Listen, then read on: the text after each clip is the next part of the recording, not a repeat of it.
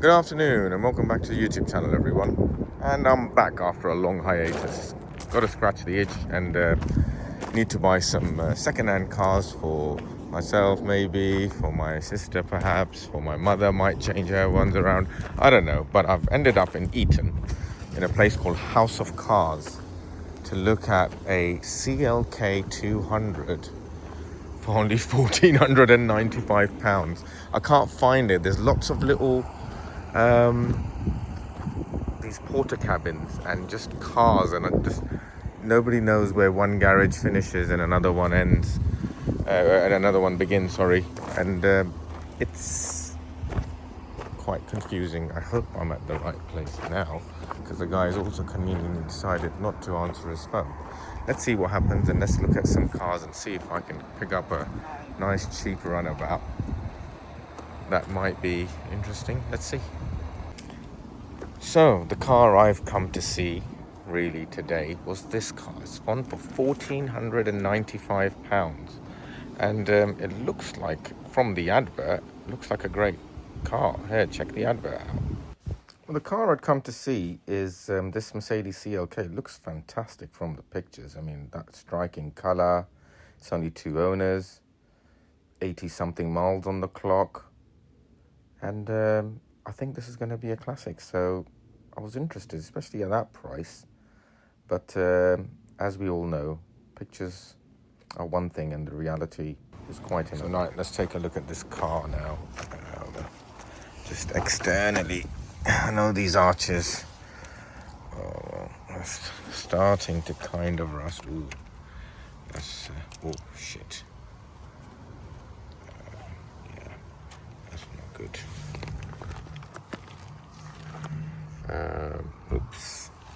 I hope they didn't see me doing that, but okay. So there's rust issues with the car, but generally, yes, it looks pretty straight in that regard. I mean, I'm not expecting a great car, but that's a bit floppy.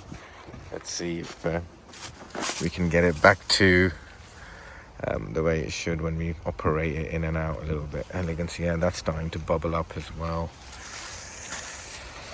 The front, oh, nice lovely chrome, that's in good condition. That's not bad, I suppose. That one's very, very cloudy compared to that light. Look at that versus that. God, so got a bit of a black eye, but tell you what,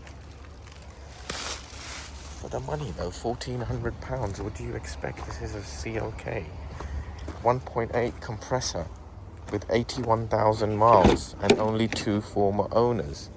Let's check this out, shall we? They say they've got no history there.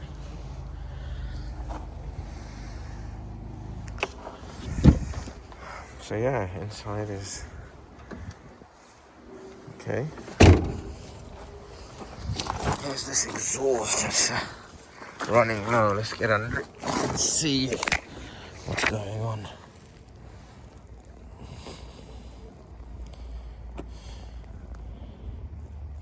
Yeah, the back box here has come off the rubber. Apart from that, doesn't look too bad. Oh god, but the car's got rust issues. This arch is particularly bad. Oh, I don't know if that can be rescued. Oh, bit of a dink. Right, what's the tyres like? You've got a 3A budget tyre on here. Is it at least a matching budget tyre? Did we splash out all at once? Oh yes, we did. 3A matching. Wow, 3A. What's that? Oh, that tyre wall's had a bit of a rub.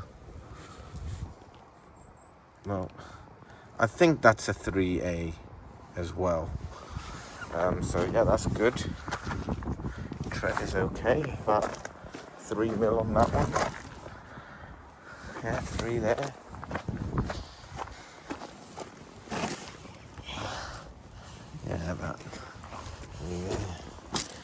this? Ironically, these 3A tires are oh, this is a Continental. This is a Continental, but it's been rubbing against something. I wonder what. Okay, so that's one not matching.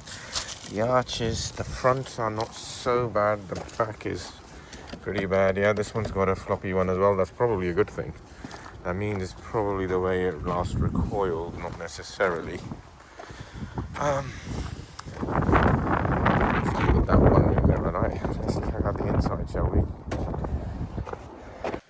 Right, as you can see, the mileage, 81,000 miles.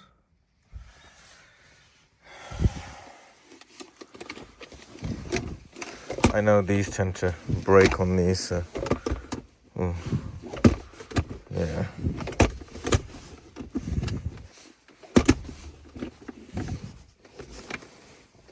Okay, some crisps in there, and that's reasonably clean. Okay, what's in here? It's missing. Okay, oh, that cup holder's seen better days. Yeah, I'm sure I could get a cover for that. eBay or something.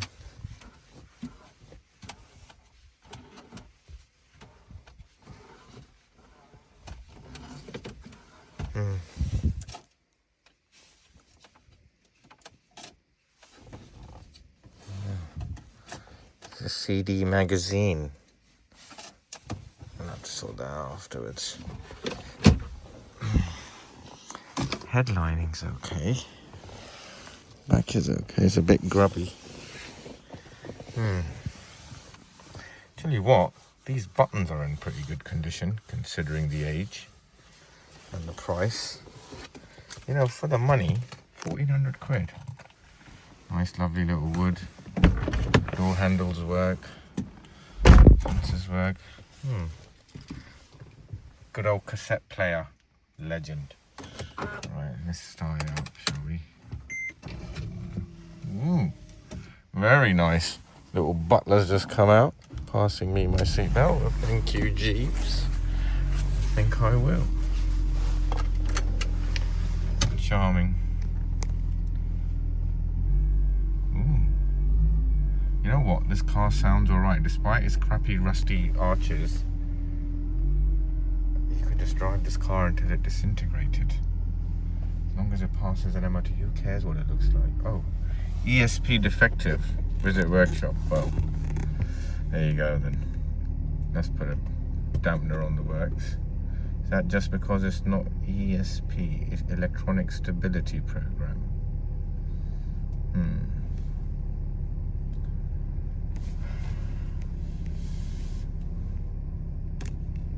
So what does that mean? Well, that's not a good start. What else have we got? Washer fluid check level. Reserve fuel. Okay. We've got washer fluid, warning light. It's averaging about 14 miles per gallon. Okay.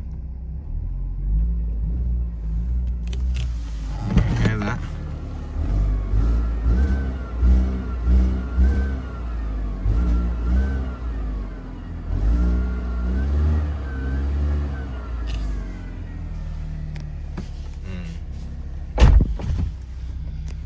It is a bit of a lemon. I won't lie. It's got a bit of a blow on the exhaust as well. But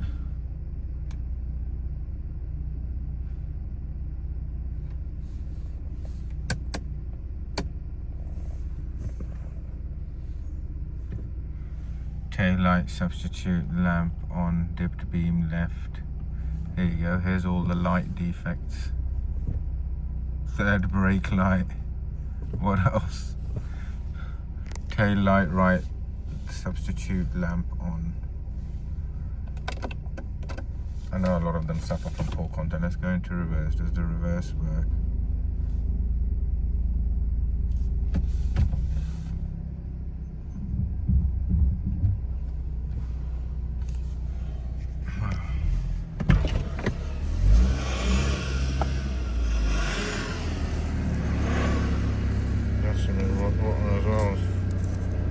can't fix that. What's happened to this car? But I don't know. I have to ask myself now. Do I want this banger?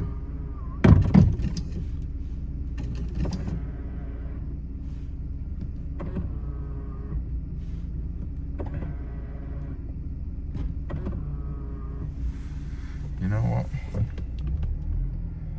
I do want this banger. Why not? It's 1,400 quid. Let me see if I can get it cheaper. Look, it's seen better days, but you know, it's only got an 81,000 miles. It can be cajoled back to life, even if I spent £1,000 on it. It's alright. I don't mind this for now. ESP defective though. That's not filling me with confidence. Does it have an electronic stability program? I'm gonna have to look at the suspension again. But yeah, let's see. I'm in two minds. Let's check the air conditioning. You got any problems there? Control, does this come on? Air conditioning test.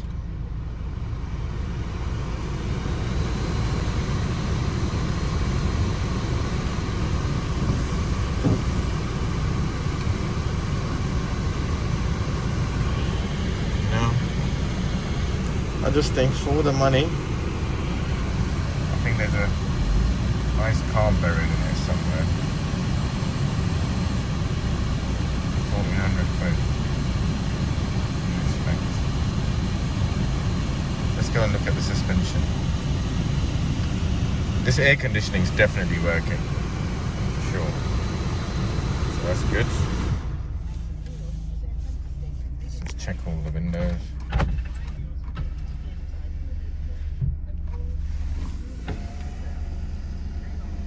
You gotta love that.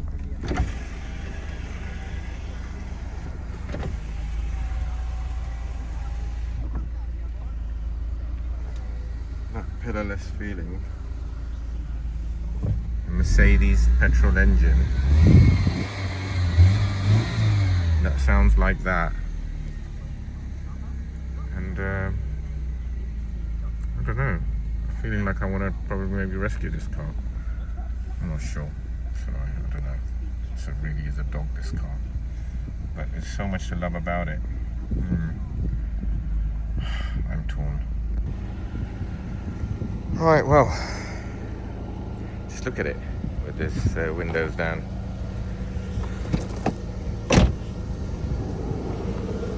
Doesn't sound entirely together. Let's look at under the bonnet and see what sort of life it's potentially could have led.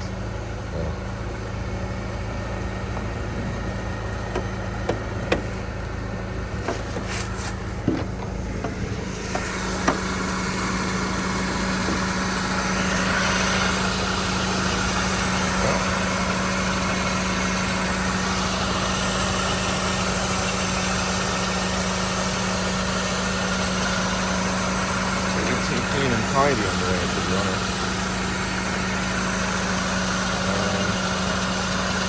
Can't really say. I mean, this car's got corrosion, you know. But, I don't know. I think, why not? Got a blow in the exhaust. It's got an ESP issue, which could be very expensive.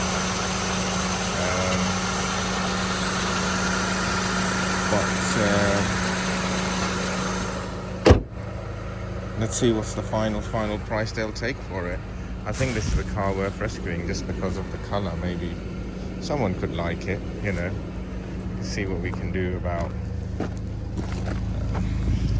this lost metal. We could just perhaps put it back. Found it.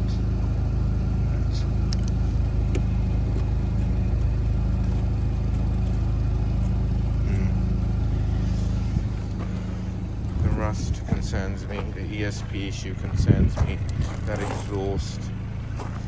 Wonder what the suspension is like. That's a shame. But you know, these things happen. Oh. It's got a bunch of light warnings. So God knows what bulbs work and which ones don't. Yeah, I think buying a couple of lights later and some bulbs and yeah, could be a decent little rust bucket runabout. One thing I do love about the CLKs actually is that you know, you can put the seats down and it gives you a reasonable amount of storage. You know, just release that and you can get quite a fair bit in for a coupe. So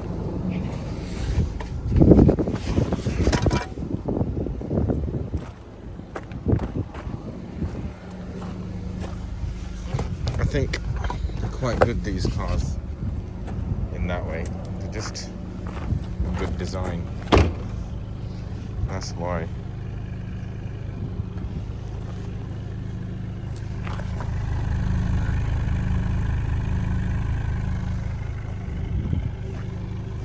That just needs securing, I think.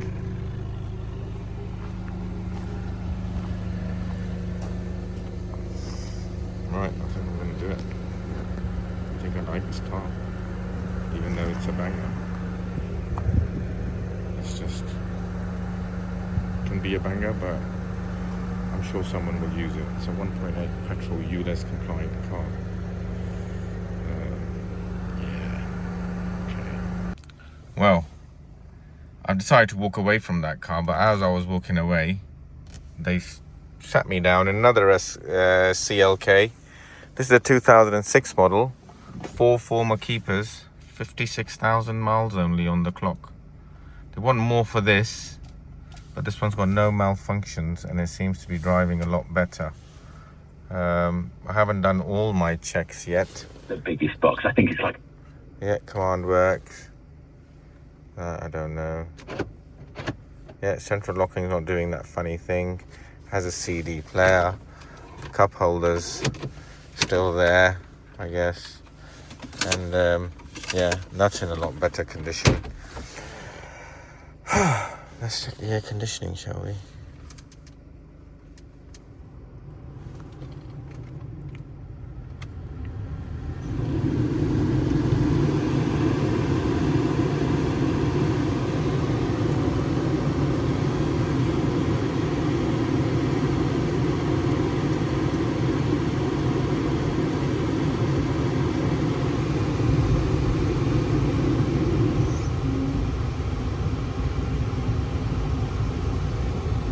I can never quite always tell whether AC off is AC on or on is off. That's really cryptic from Mercedes for people like me. I think they changed it around as well just to make it confusing. Already done the roof check, and yes, it does go up and down, but in a car this old, do you really want to be seen? Steering wheel speaks to wear that belies the miles. I mean, 56,000 miles, and how did this wheel get so shiny?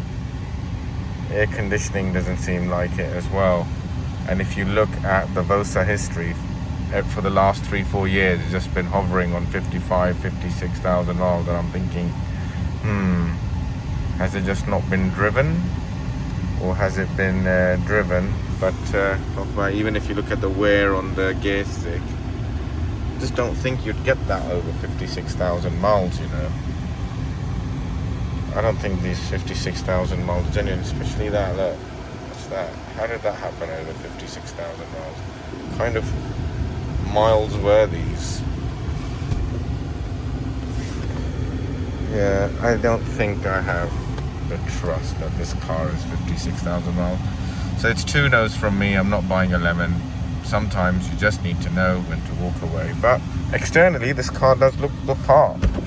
Air conditioning did not come on, maybe because I turned it off, possibly. Ooh, that seems like it's done something. on. Do we have now cold air? Well, smells a little bit different.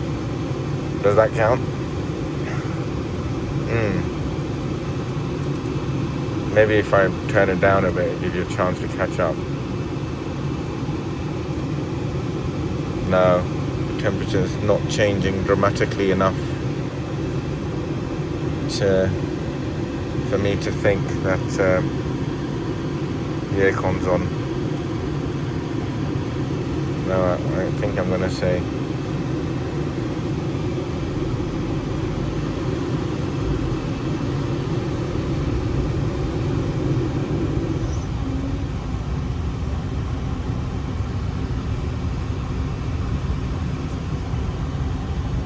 no, it just doesn't work, and they want 3,750. I don't know, you know. So yeah, this is the car they then showed me onto. This one is in a lot better condition because it has a lot less mileage, sure, and it hasn't got the rusty wheel arches, and it's got not totally rusty, just slightly rusty. And it's got matching handgrip tyres, which with not a lot of tread on them, with a smoky ring mirror. Mercedes of this era. There it is, the 1.8 compressor. Sounds good. The lights are nice and symmetrical. It looks nice and straight. Yeah. It has got this bit of lacquer peel here, which is a bit annoying. But yeah. Who doesn't want to drive around in a scabby car and then put the top down to say, hey, look at me in a scabby car? I don't think so.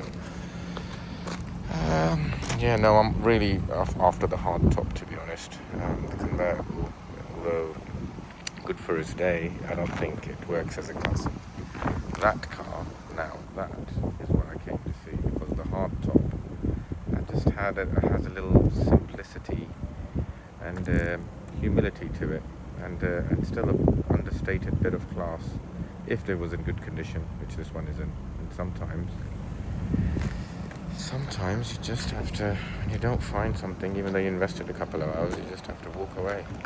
And then I ended up here in Hatfield, where this BMW i3 2015 range extender came up for sale for £5,900. Well, it's actually on the market for £6,300. It's done 67,000 miles. It's got, I believe, 4 or 5 keepers, but it's just had a new set of tyres and a full BMW service history. And I thought, you know what, I ended up negotiating on the price, and in the end we settled for £5,900. And it's a well spec'd out car. It's got the international world trim, a bit of wear on the steering wheel. It's got the glass sunroof, as you can see, and it's got the bigger rims. And I thought, yeah, maybe. I've heard really good reviews about this car, and for that price I thought, yeah, I can do this. So I decided to take a punt, and never driven one of these before, but the reviews online are excellent. So based on those review recommendations, I purchased this car. Let's see what it feels like. So my first ever drive of a BMW i3. Probably should have done it a bit more before I decided to buy one, but here we are. Initial thoughts: feels bigger than I thought it would. It feels really big in here. Yeah. Oh yeah, moving well. It's a bit weird because it just brakes itself, so you have to kind of get used to one pedal driving, as they call it, but it's not hard to master, and it's quite intuitive, I think.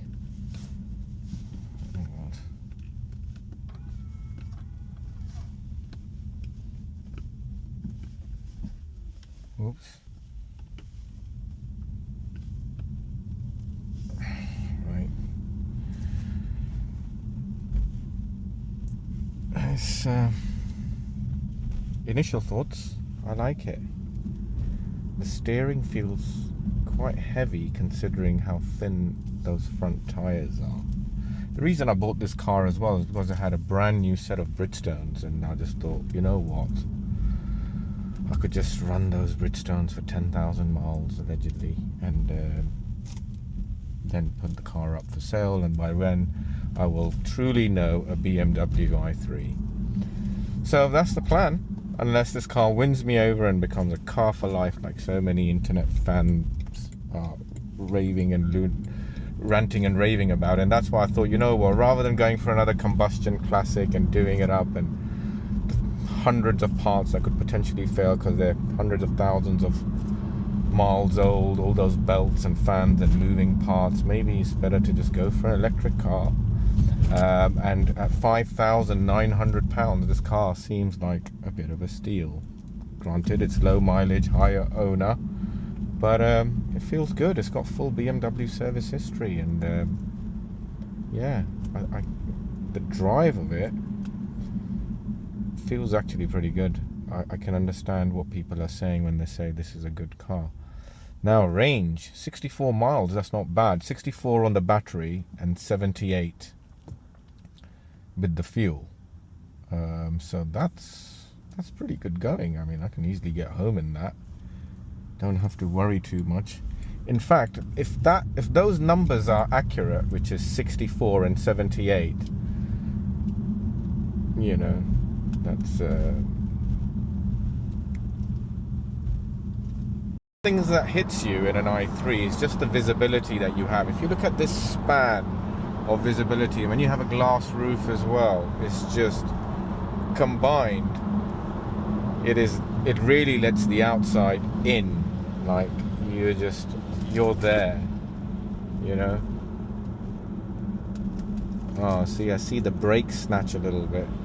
Wonder if there's a way to brake smoothly, or you just come off the gas. Well, not gas, you come off the electric and come off the current and see what happens. So, initial thoughts, very good. What they say about the BMW i3 may be true, I suspect, but we'll see. The jury's still out.